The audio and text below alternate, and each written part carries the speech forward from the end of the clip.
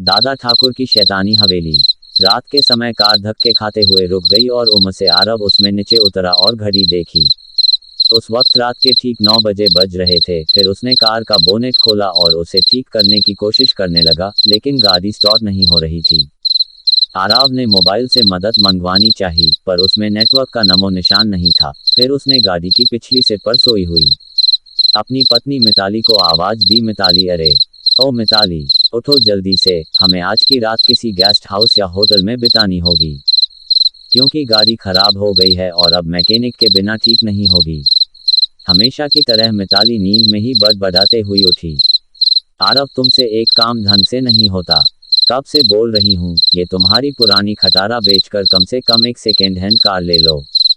जवाब में आरव बोला, खरीद लेंगे माता रानी, अब अपना बैग उठाओ और चलो कहीं रात गुजारने का जुगाड़ करते हैं। फिर दोनों जंगल की कच्ची सड़क छोड़ के मेन हाईवे पर आ गए। उसी वक्त उन्हें जंगल में दूर कहीं से भेड़ियों के रोने की आवाजें आने लगी। वो भेड़ियों आवाजें उस काली रात को और भी डरावना बना रही थी। दोनों लगभग आधा घंटा चलते रहे, पर उन्हें ना कोई लिफ्ट मिली और ना कोई होटल।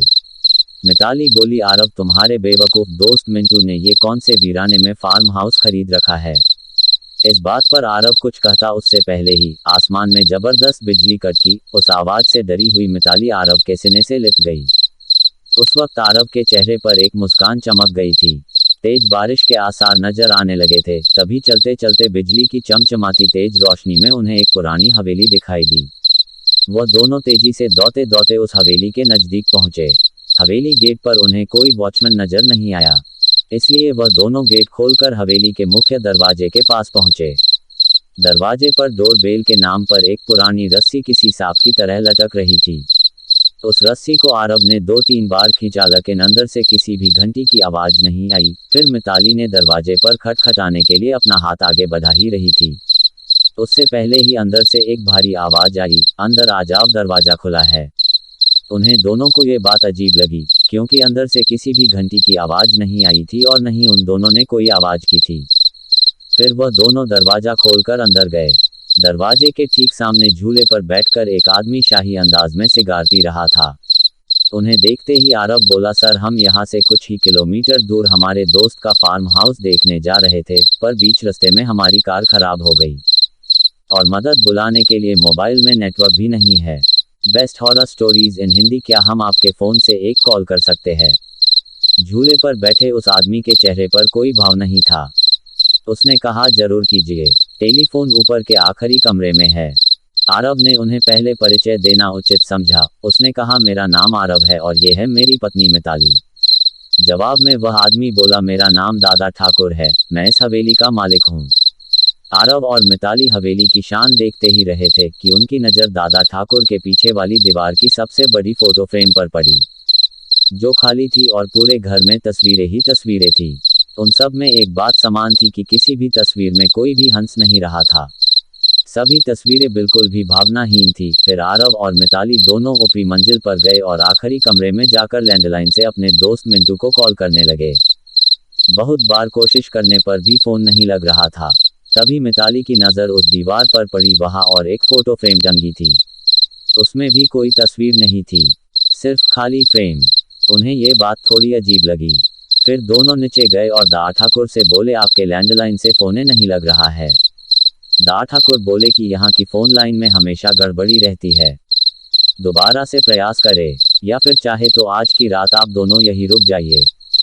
मिताली और आरव कमरे में जाकर फिर कॉल लगाने की कोशिश करने लगे, पर सब बेकार। आखिर में दोनों ने रात को वहीं रुकने का निर्णय लिया। बेड पर लेटते ही दोनों की आंख लग गई। रात के ठीक 1:30 बजे आरव की नींद अचानक से खुल गई और वह एक बार फिर से अपने दोस्त को फोन लगने लगा, लेकिन उस वक्त फोन पूरी तरह डेड था। हाथ से फोन नीचे रखते हुए आरव की नज़र दीवार पर गई और सामने का नज़ारा देखकर उसके चेहरे पर से हवाइयाँ उड़ गई, क्योंकि कुछ घंटों पहले देखी हुई खाली फ्रेम में अब उन दोनों की तस्वीर थी और उसके नीचे लिखी थी उनके मौत की तारीख। उसने मिताली को उठाया और उसे तस्वीर दिखाई। वह बोली, यहाँ कुछ तो गड़बड़ है आरव, हमें अभी के अभी यहाँ से बाहर निकलना होगा। फिर दोनों ने वहाँ से सरपट दौड़ लगाई। सीढ़ियों से वह दोनों तेजी से नीचे उतरने लगे। पर उतरते वक्त सीढ़ियों पर उन्हें 4 पैरों की जगह 6 पैरों आवाज आ रही थी। अब वह दोनों काफी डर चुके थे। कुछ भी करके उन्हें बस दरवाजा खोल के बाहर भागना था। पर दरवाजे के पास पहुंचने के बाद जब दोनों ने उसे खोलने की कोशिश की, पर उनकी कोशिश नाकाम रही क्योंकि दरवाजा किसी ने बाहर से बंद कर दिया था। और अब वह दोनों उस भुता हवेली में कैद हो चुके थे। आरव और मिताली दरवाजा पिट रहे थे, मदद के लिए चिल्ला रहे थे। उसी वक्त बदकिस्मती से बिजली चली गई। बेस्ट और मौत ने अंधेरे की चादर से सब कुछ ढक लिया और चारों तरफ शमशान का सन्नाटा फैल गया। मिताली अपने कांपते हाथों से मोबाइल टॉर्च चालू करने लगी। जैसे ही उसने टॉर्च चालू की कि उसकी रोशनी सबसे पहले सामने वाली उस बड़ी से फोटो फ्रेम पर पड़ी, जिसे फ्रेम को आते वक्त दोनों ने खाली बिना तस्वीर की देखा था। उस खाली फोटो फ्रेम में अब झूले पर बैठे दा ठाकुर की तस्वीर शैतानी मुस्कान दे रहे थे। और अगले ही पल दा ठाकुर तस्वीर से घिरे घिरे गायब होने लगे और उसके नीचे रखा हुआ झूला बिना हवा के ही झूलने लगा। उस भयानक मंजर को देखकर मिताली की घिघी बैठ गई और आरव बस बेसुध देखता ही रहा। कुछ ही पलों में मोबाइल भी स्विच ऑफ हो गया।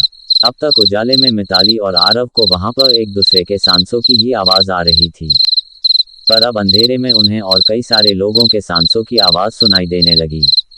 एक एक करके सभी आवाजें नजदीक आ रही थी और कुछ ही पलों में दर्द भरी चीख के साथ उन दोनों की तस्वीर भी बाकी तस्वीरों के साथ हवेली की दीवार पर टंग गई। और दादा ठाकुर झूले पर बैठ के सिगार पीते हुए किसी और मेहमान का इंतजार करने लगे।